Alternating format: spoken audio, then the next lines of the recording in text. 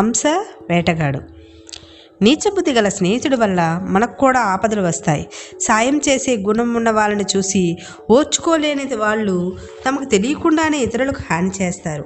అలాంటి వారితో స్నేహం ఎప్పటికైనా ప్రమాదాన్ని తెస్తుంది. అలాంటి స్నేహితుడి వల్ల ప్రాణాలను పోగొట్టుకున్న హంస కథ తెలుసుకుందాం.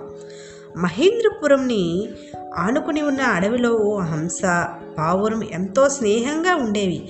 హంస పున్నమి నాటి చంద్రునిలా తెల్లగా నిండుగా ఉండేది. దానికి చేతనైనంత వరకు ఇతర పక్షులను సాయం చేస్తూ ఆనందంగా జీవించేది.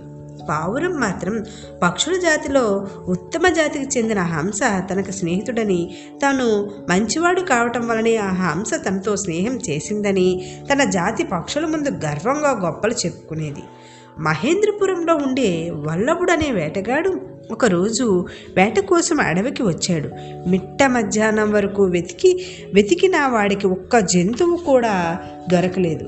ఇవాళ పొద్దున్నే లేచి ఎవరి మొహం చూసేనో కానీ అడవంతా బోసిపోయినట్లుగా ఉంది అనుకుంటూ ఈ ఎండవేడికి తట్టుకోలేక దగ్గరలో ఉన్న ఓ చెట్టు కిందకు చేరి తన దురదృష్టానికి చింతించసాగాడు. ఆ చెట్టు మీద నిద్రపోతున్న హంస కింద అలికిడికి నిద్రలేచి చూసింది. చెమట నిండిన శరీరంతో ఉసూరుమంటూ చెట్టు క్రింద కూర్చున్న వేటగాడు కనిపించాడు దానికి. వాడిని చూడగానే ఆ హంసకు జాలి కలిగింది. అలసటతో ఉన్న వేటగాడిని కాసేపు చేద తీర్చుదాం అనుకుంటూ తన పొడవైన రెక్కను విసనకర్రలా మార్చి వాడికి గాలి విసరసాగింది.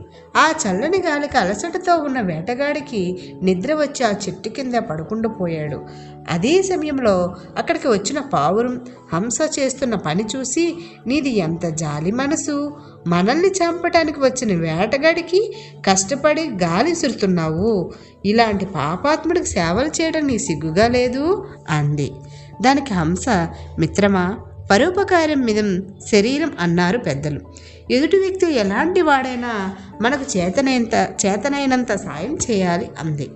చెయ్యి బాగా సాయం చెయ్యు అంటూ పావురం ఎగతాళిగా నవ్వుతూ సరిగ్గా ఆ వేటగాడి మొహం మీద పడేలా రెట్ట వేసి తుర్రుమంటూ ఎగిరిపోయింది.